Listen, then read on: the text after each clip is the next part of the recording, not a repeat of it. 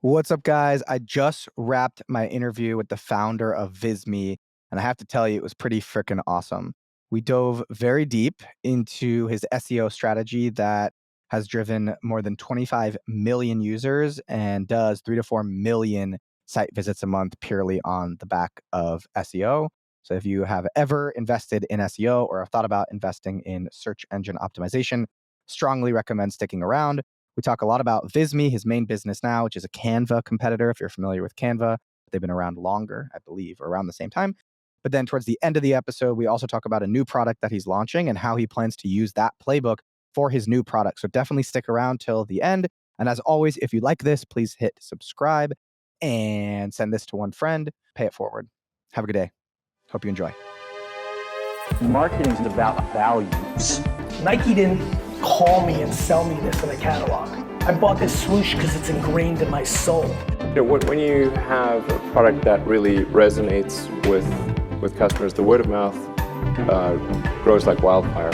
Welcome to the MarketingMax show. Now, let's dive in. All right.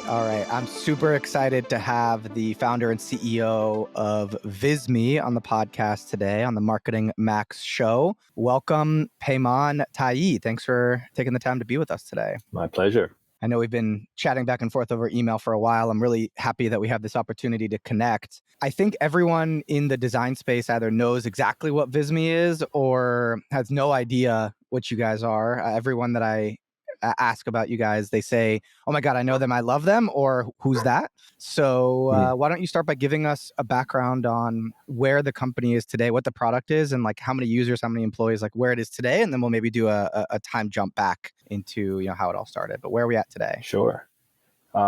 So in general, as far as Visme, just real quickly, that this whole thing spun out of a web agency back in the day. And so, fast forward, this was like in the late 2000s. I was running a web agency, and in 2012, 13, this was like a very small experiment to basically solve two problems that I had and my clients had.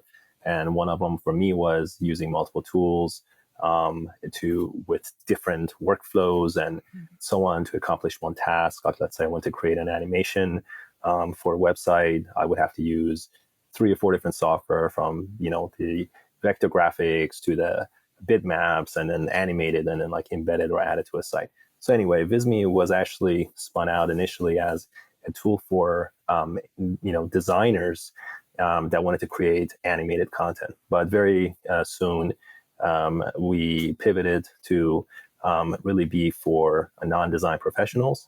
Fast forward today, we have about short of 25 million registered users. We have about 800,000 to 1 million monthly active users. We've been actually bootstrapped all along the way. And our tool is used by some of the leading sports teams to Fortune 500 companies. And then basically everyday non-design professionals that work at different small, medium-sized businesses and brands. And they use us because we are more business focused. We are not the only design or presentation platform out there, but we are much more focused towards empowering them to create content that is specific for the brand. So there are some great tools out there, and we sit between, let's say, the simple and the powerful. There are some great tools that allow you to create, very quickly get in and create quick designs and graphics and presentations or slide decks.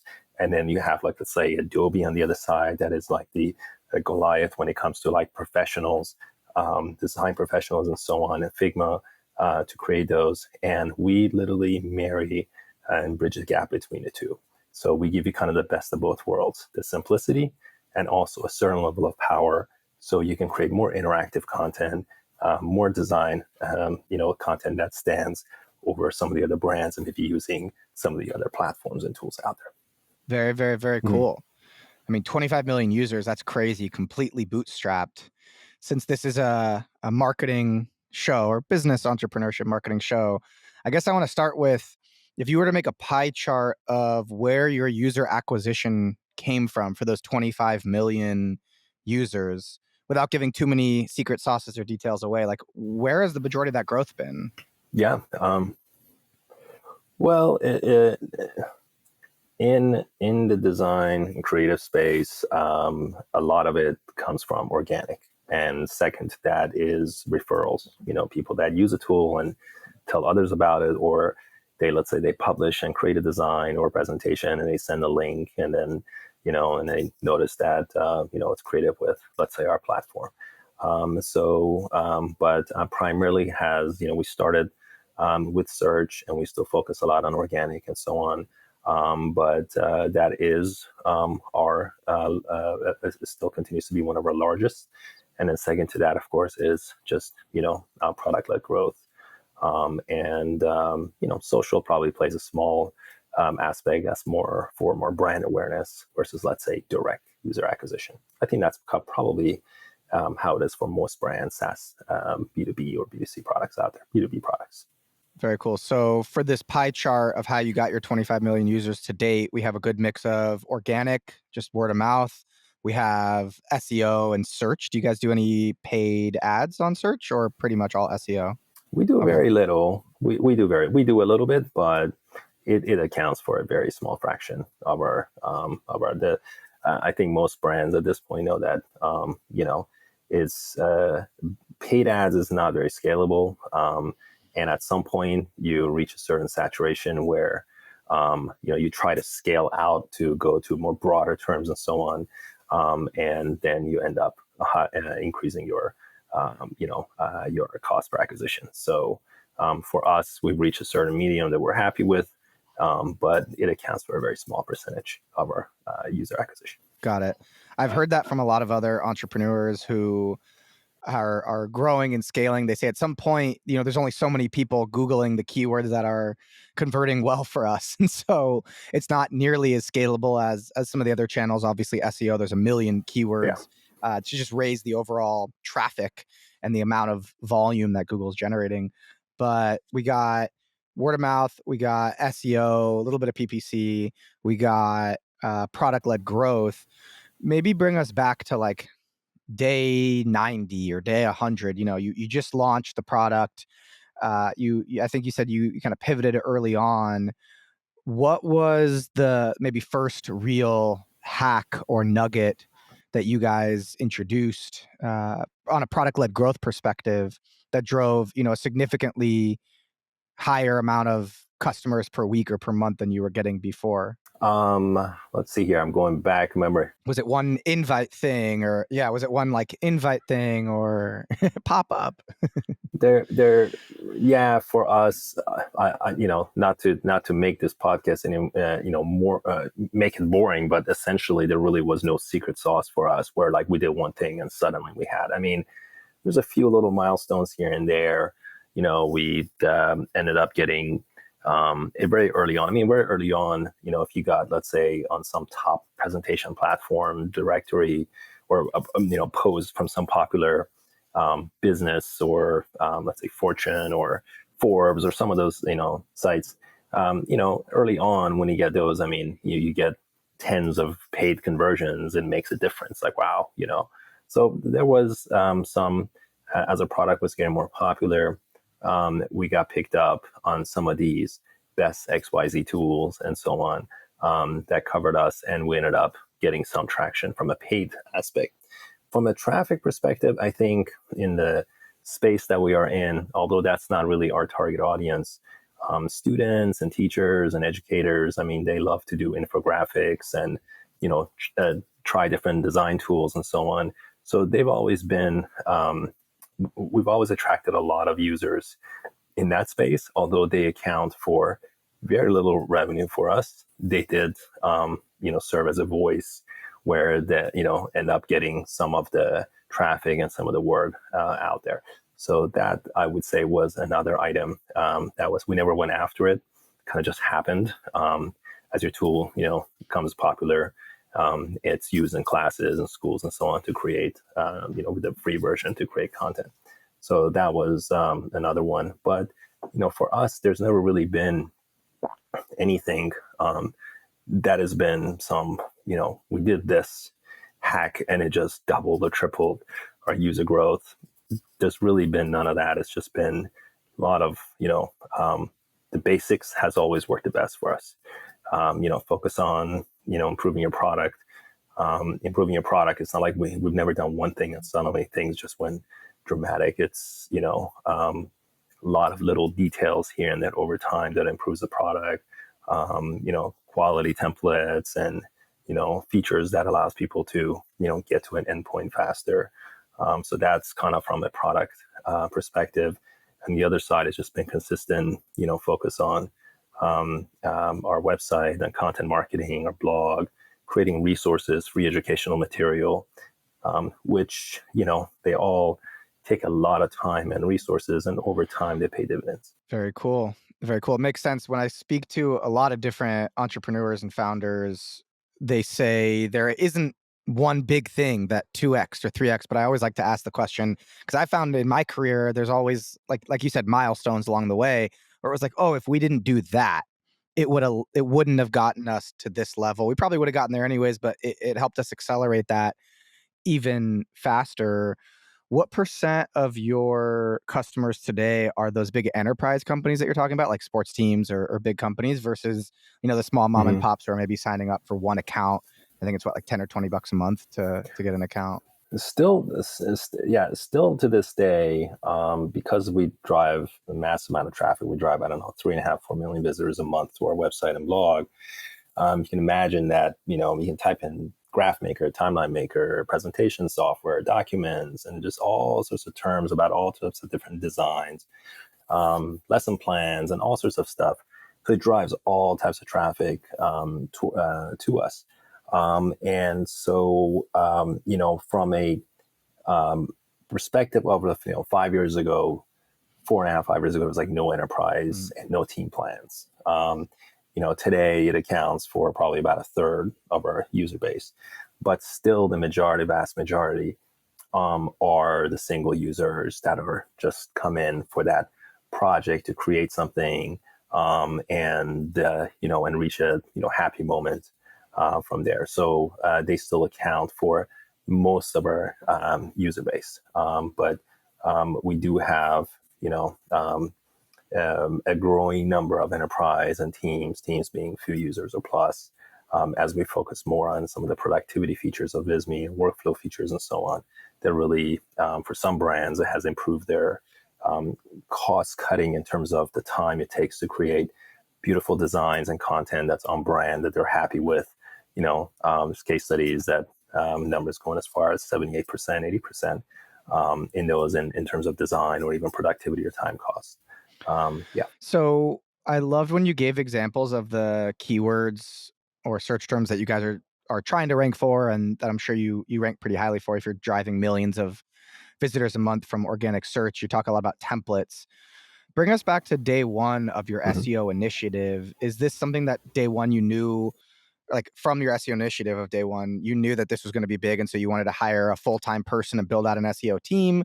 Was your first interaction in SEO hiring an agency? Like, how did you think about your foray into SEO, and how does that differ from your current SEO strategy and team and kind of investment even today? Yeah, I'll put it this way.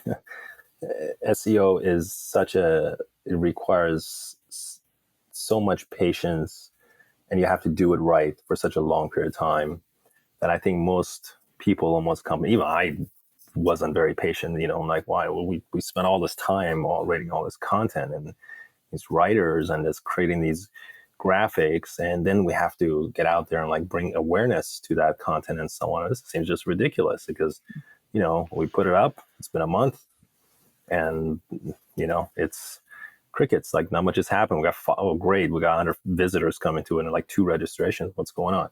It takes time, and a lot of patience, and you have to just kind of keep at it.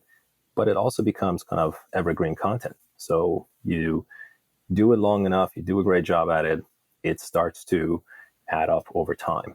So that's kind of one thing about it, is that most companies don't have patience.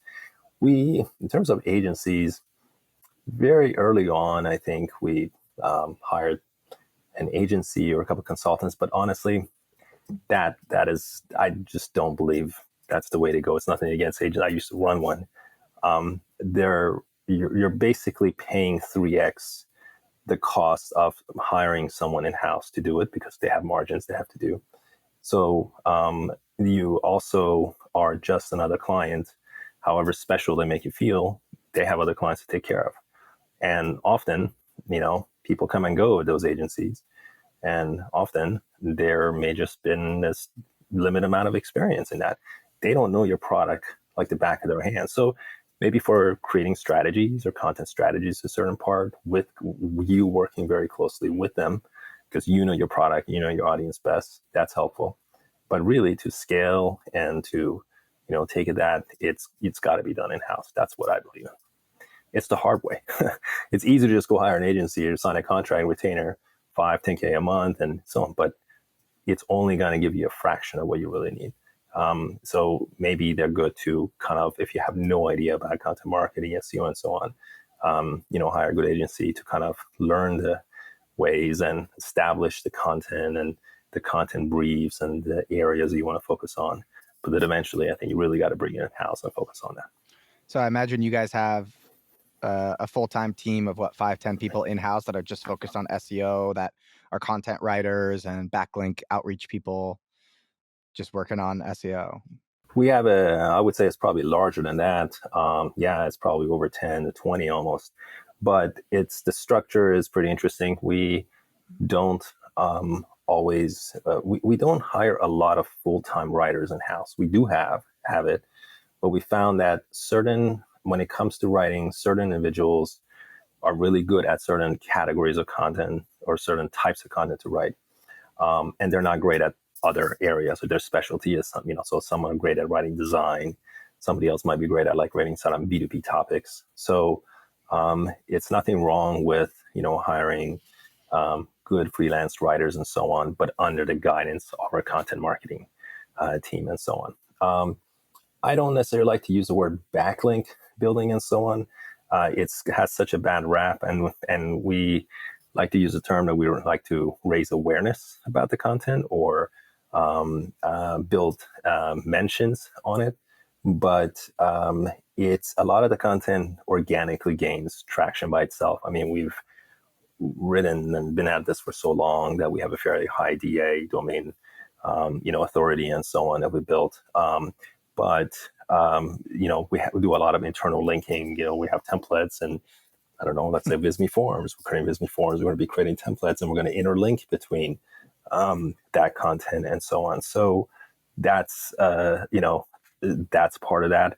And I think a fraction of it is where basically you do have to get out there and build some mentions, not necessarily for an aspect of backlinks, but you write a great topic, you want to get out there and find related topics and blogs and so on, and just say, hey, we read this article and just thought it might be worth looking at. If you like it, maybe, you decide to mention to your audience or link to it. That kind of level is what we like to focus on. It's the hard way to do it, not the easy way, but it's the right way to do it. Yeah, I find a lot of my Twitter followers and even podcast listeners and just people I speak with, everyone's looking for that silver bullet. But the more and more I get on the phone with other entrepreneurs, there's no silver bullet. It's just finding something that works really well and doubling down on it. SEO is something you guys have spent, I'm sure, 6 figures, if not 7 figures on over the last 10, 15 years. Are you worried at all about how AI is going to change your ability to rank or even your overall search volume and your SERPs at all? Is that something you're thinking about? I'm always worried about everything. I'm always worried about everything, but I mean, that's just kind of, I'm a little bit less worried now than I was 6 months or 9 months ago, because when the whole OpenAI ChatGPT came out and Google was making changes and so on, it seemed like there's going to be this huge, drastic, immediate change and so on. And again, I hope that I'm right versus wrong, but it seems to be gradual. There certainly has been changes and adjustments that Google is making and constantly experimenting. And in some areas, we've seen some drops or changes, but we've been able to adapt and we're making subtle adjustments to better adhere to that. So what remains to be seen 6 months, a year from now, I really don't know. But certainly, yeah, it is a concern. But I don't think search is just going to go away tomorrow. It's not going to be that way.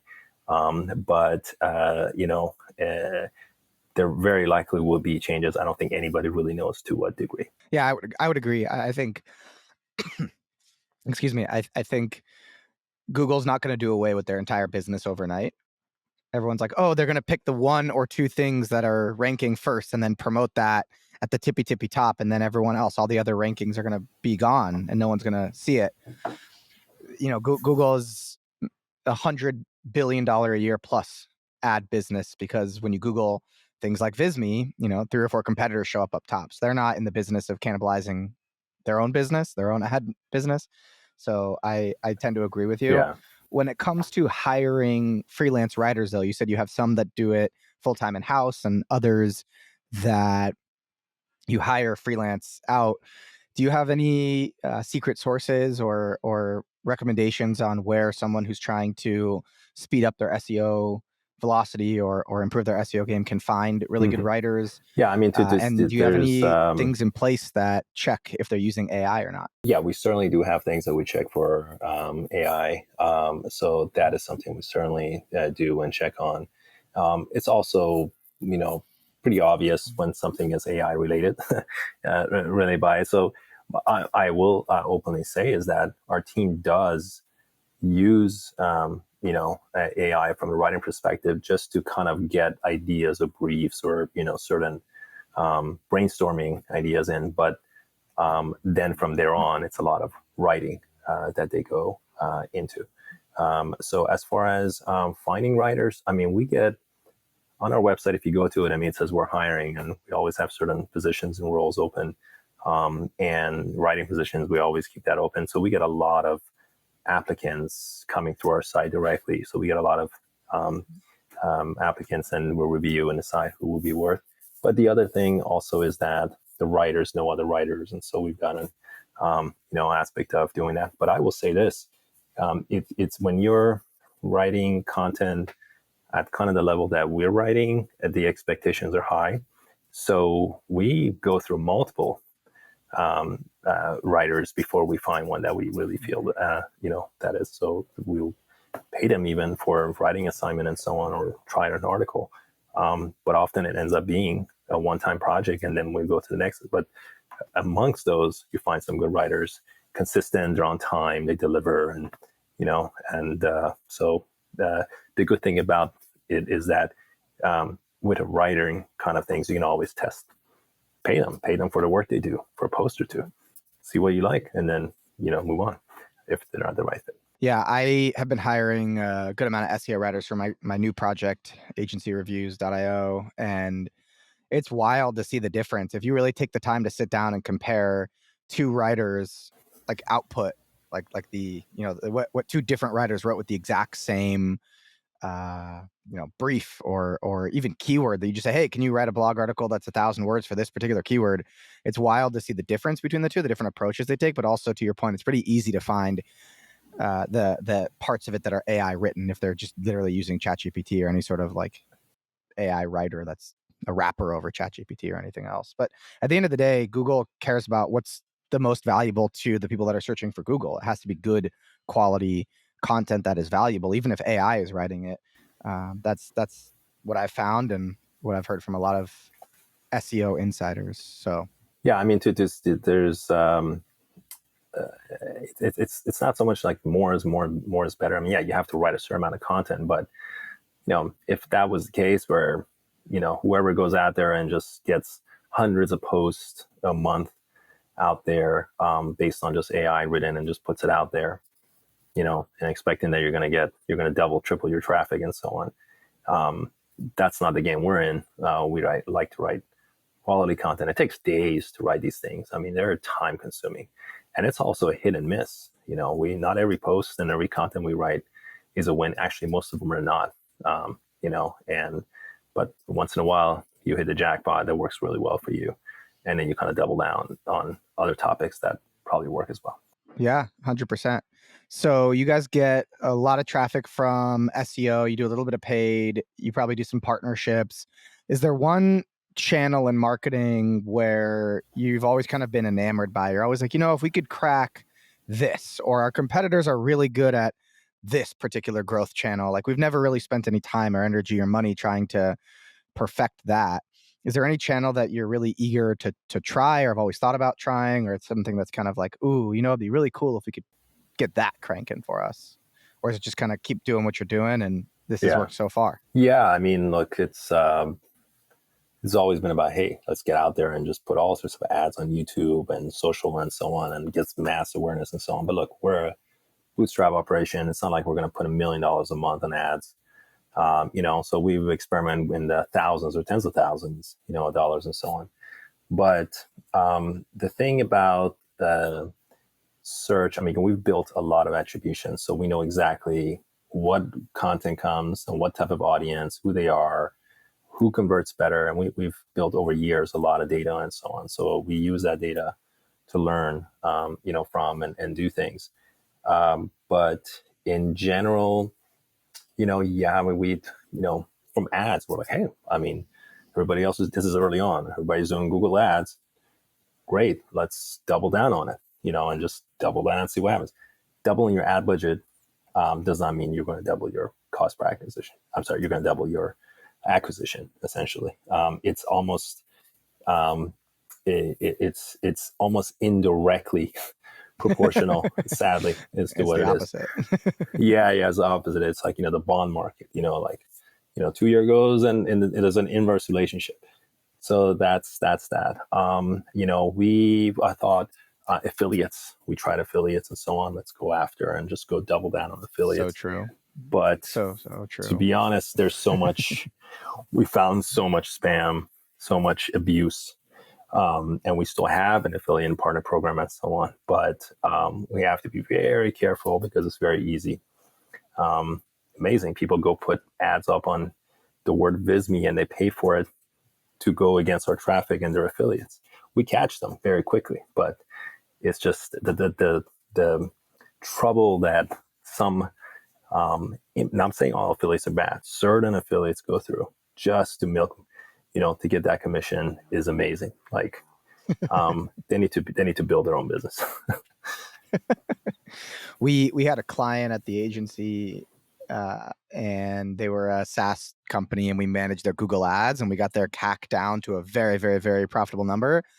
But one particular cohort of keywords or one cluster of keywords that we were bidding on, like overnight quadrupled in cost. And we were like, hey, what's going on? And we saw that the brand name was in the other ads that were bidding on it. And we were like, what's going on? Why is it costing, it used to cost $3 for this keyword per click. Now it's like 10. Like, it's crazy. Like, what's going on? And it took them 3 weeks to find that one of the affiliates was bidding on that keyword because it was like one of the highest converting keywords. Their affiliate profit margin on that keyword compared to what they were paid out was so high. And they ended up having to kick that affiliate off the platform and no longer help them out. And so it's one of the things I tell brands that I work with that have affiliate programs, say from day one, if you're running Google ads, you cannot bid on our term. And you cannot even bid. What we did after that was we gave every affiliate a list of keywords that they were not allowed to bid on. Like, that's our territory. You got to go find your own affiliates. But it's crazy how many different brands have had this struggle. Same thing. Yeah. Same trouble. And then, at the end, guess who wins? Google. At the end of all of these conversations, all these podcast episodes, the answer is just, how do you win? You invest more into Facebook and Google stock. That's just how you win. Yeah. That's just how you win. Turning gears a little bit, in my research, I found you co-founded or started what looks like an agency or some sort of backlink thing a couple of years ago called Respona, if I'm saying that properly. You're a bootstrapped founder, right? You have dozens, if not, I didn't see exactly how many employees. You got dozens of employees. You're doing 7 figures a year in revenue.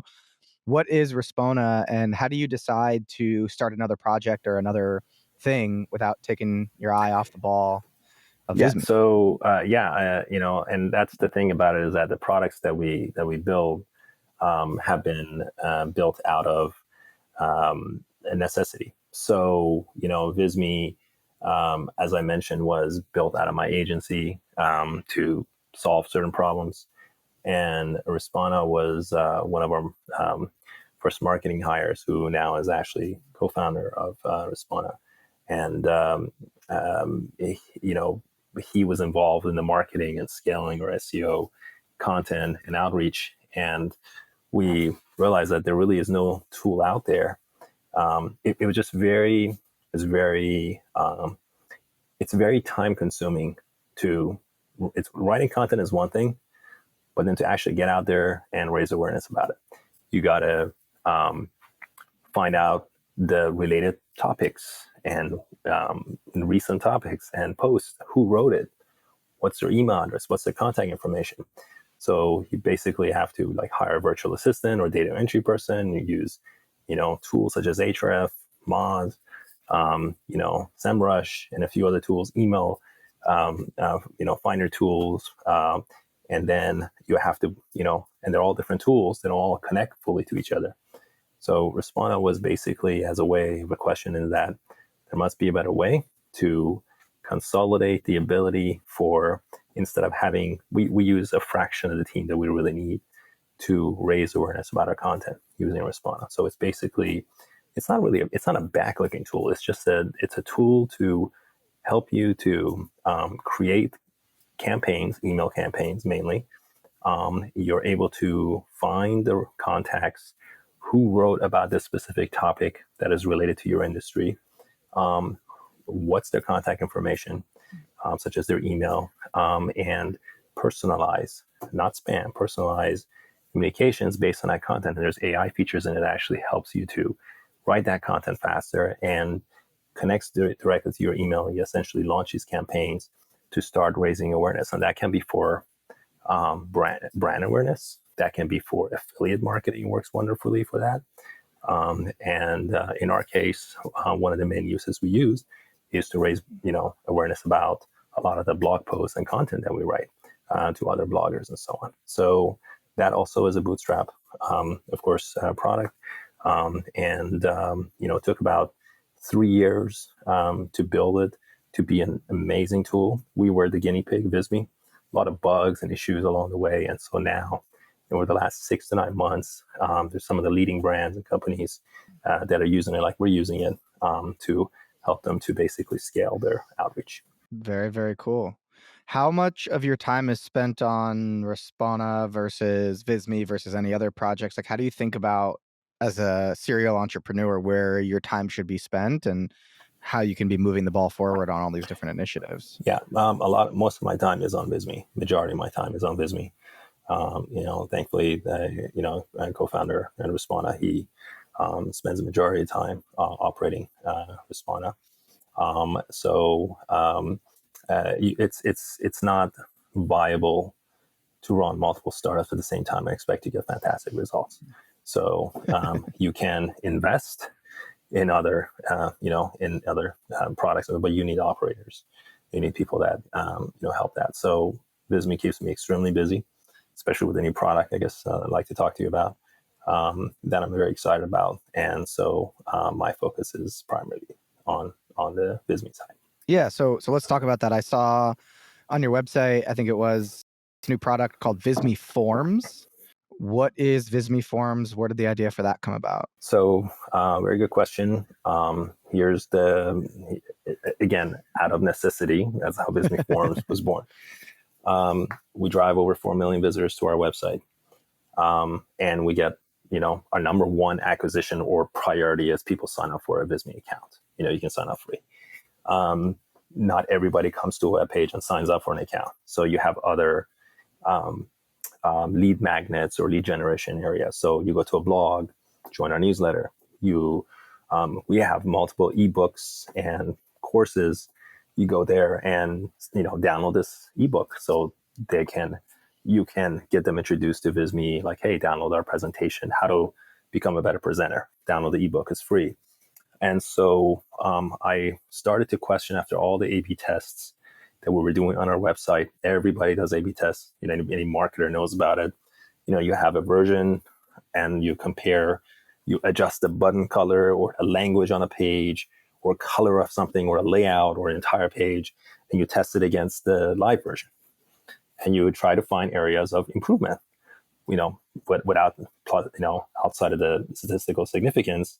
You want to find 5%, 10%, 15%, 20, whatever percent, little improvements that over time will get more clicks, will get more signups, and so on. So we do that, tons of it. And however, nobody really seems to be focusing on the end result, where when people go to actually enter their information. So I asked myself, there's a lot of form builders out there. We've been for years having various lead magnets, contact forms, and so on our website. And I started to ask and said, nobody's really recreated forms as we know it. It's pretty much the same. I mean, they all look very similar, except some are, multi-steps and some are just a long page, but they're all the same. Nothing's changed. So I wanted to find out, and we ran multiple A/B tests over a course of multiple months to find out is there a way to improve the conversion? And when the users go to fill out a form, is it possible to actually even further improve the conversion rate? Conversion being they submit. And so we got to work. We ran all these different A/B tests. There's actually 2 case studies on our blog, on our case study page on our website. And we found out after multiple tests that this combination, which is now Visme Forms, dramatically can increase submission rates, form submission rates. Not only that, it also is more memorable. So when people fill it out, they'll remember that form. So when you follow up with them. And so how is it different than other forms? It is interactive and animated. It actually has a human connection to it. So we have animated characters that you fully customize, literally from having glasses to hats, or you can literally make them look like yourself. And they are animated, and you can adjust the pose, how they interact with the form, and it's all no code, extremely simple. We had anywhere from 45% improvement in conversion rates. This is against our own traffic of 500,000 visitors on one test, and over, I think, 750,000 on another test. And we tested it against mobile and a desktop. So from a lead magnet to like email collection. So we've had all the way up to over 2x improvement in, submission rates, human submission rates as far as data. So we have started to implement that on key areas of our website. And we have multiple forms, so we're adding it now. Each month, we're adding other areas of our site, other lead magnets. And eventually, pretty much all our forms will be on Visme Forms. So it's worked wonderfully well for our blogs, worked great for a couple of our ebook downloads. And so decided that this would be fantastic for other people to have. There's really nothing like it out there. It's been a huge challenge, extremely difficult.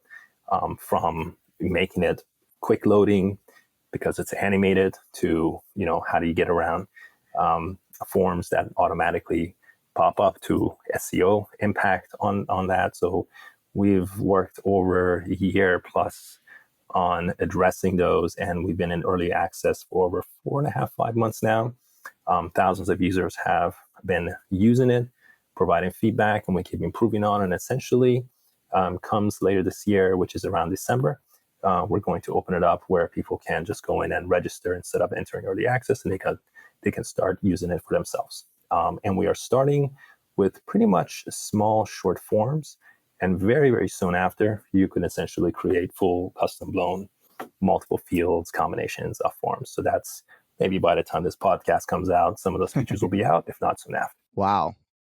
My favorite all-time marketing tool is Unbounce, because I believe that the majority of the optimizations that actually impact a funnel of any kind, whether it's an organic funnel like you're talking about, you get 4 million people to the website a month, right? Or whether it's a Facebook ad funnel, the majority of the most impactful changes you can make are actually on the landing page side. So I'm super excited about this tool because I've never seen anything that allows you to customize the pop-up is really what it is, and really calls out the pop-up as much as this tool does. I saw it in action, and like it kind of blew my mind at just how fun and unique it was compared to like a typical opt-in monster. Like you said, there's a million form There's captures, a lot of them. right? On one hand, you have the survey monkeys and the type forms of the world who have raised hundreds of millions of dollars to do more like quizzes and long form. On the other hand, you have opt-in monster and just Uno is another one that a lot of e-commerce brands like my old clients use. But by adding a little character, a little animation to it, it's wild to think that it would 2x conversion rates, but the data is the data, and at the end of the day, like I always say, A/B testing is everything, and that's insane. Yeah, and that's the thing, the results. I mean, the results, like we ran it in different years, and in every instance, it has had improvement, and it will be different results for each site and so on. But we believe that it's not just also about the submission; it's about that the user. Like we constantly get feedback from people that this is like really fun, this is amazing, it just gets your attention, and you'll remember it. So that's the other thing is you want to remember where you want your audience to remember. It's a brand awareness thing, so and they're designed first as well. So these forms, you can fully customize the color scheme, because everything about Visme is about design, and very soon, in Visme itself as a platform, as far as like what our vision is as far as Visme right now, we're all about the output. Short of Visme Forms, it's all about, hey, design, presentation, slide deck, data visualization, infographics, documents, and then you publish it, you share it, or you download it. So you're outputting it, you're sending it out. So Visme Forms is the ability for you to also, as a brand, to be able to improve and collect information data from your visitors and viewers. It might be a contact form, it might be a email lead magnet, it might be an email sign-up form, it might be anything. Eventually, it will be surveys as well. So, and of course, imagine that collecting that and also being able to what you can do with that data later on in terms of visualizing the stats and so on. So that's some of the things we're going to work on further. So basically, Visme is coming, where we're going is for brands and businesses to be able to go from the input to the output in a complete tool set for your brand, so that you basically don't have to need another form builder. You wouldn't need another design tool. And it's all, by the way, going to be part of the Visme's existing pricing structure and so on. So it's not like an add-on you have to pay. So if, I was going to ask, like, is it going to be a separate account under like vismeforms.com, or like it's just all included? No, it's all included. It's a bundle. Yep. As we roll out more products and so on, we include them. We have a couple different price tiers, but it will be included in all plans, and there's just certain, add-ons and features that come with Visme Forms that will be available in the Pro plan. So yes, we just want to bring more value, to Visme as a platform. Yeah, clearly you guys wouldn't spend a year or more, and I can't even imagine the dev resources it took to build out the ability to customize the glasses and the hair and all the things and the different animations, if you didn't think it was going to be a huge success. Talk to us a little bit about the potential that you see specifically for Visme Forms and how you plan to grow Visme Forms. Similar to how you grew Visme with SEO and word of mouth. Obviously, you're building it on the back of the Visme accounts that are already made, the 25 million people that have created the accounts. But, is it a similar playbook you plan to use with figuring out the right keywords and the right templates and everything else? We believe so. There's still, everything we've learned, we're still going to use that and hold down on it for because we believe that the same similar philosophy will work for forms as well. But there's additional advantages, I think, with Visme Forms on just the way the feedback and how positive and how unique people consider it versus anything else out there. I believe that there's going to be a certain level of virality to it, we're tapping into our user base to become early adopters. And we're going to focus still on content, on marketing in general, from social as well, brand awareness about the product itself. And really, we're going to see how things go over the coming months. And then what channels work the best, we'll double down on them. I think if there's one thing, that I've learned in business is can't sit down, like make a business plan and then like, this is how things are going to go every step of the way. BS, as everything changes. So, we have some plans for the coming months, and then based on the data and how it goes, we'll decide what those next steps are. Love that.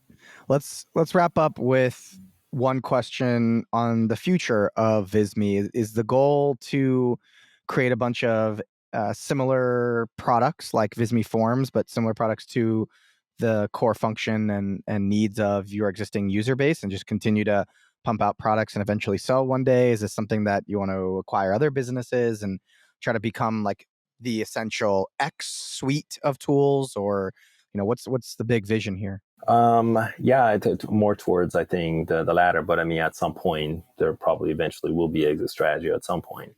But when the timing is right. But right now, there's just a lot of opportunity I see with Visme Forms, and also a couple other things that we're working on that are going to come later next year. And these are just going to really, what we're focusing on.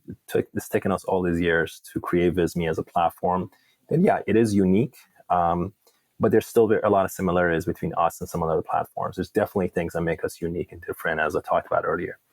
But one of the things we're focusing on more and more is that just innovation of creating things that are just totally different than everybody else is doing. And that, I think, is where we have some amazing team members. I have had ideas planned for the last year and a half of the things we're going to work on. I'm very excited about.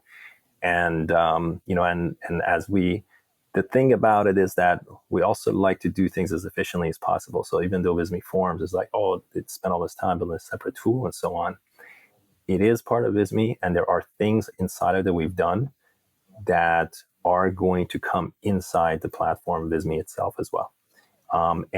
So everything is just going to be seamless and interconnected. That's kind of the phase 2 of things that we're working right now. So the plan, I don't look at it as so much numbers and revenue and number of users. I mean, those are great.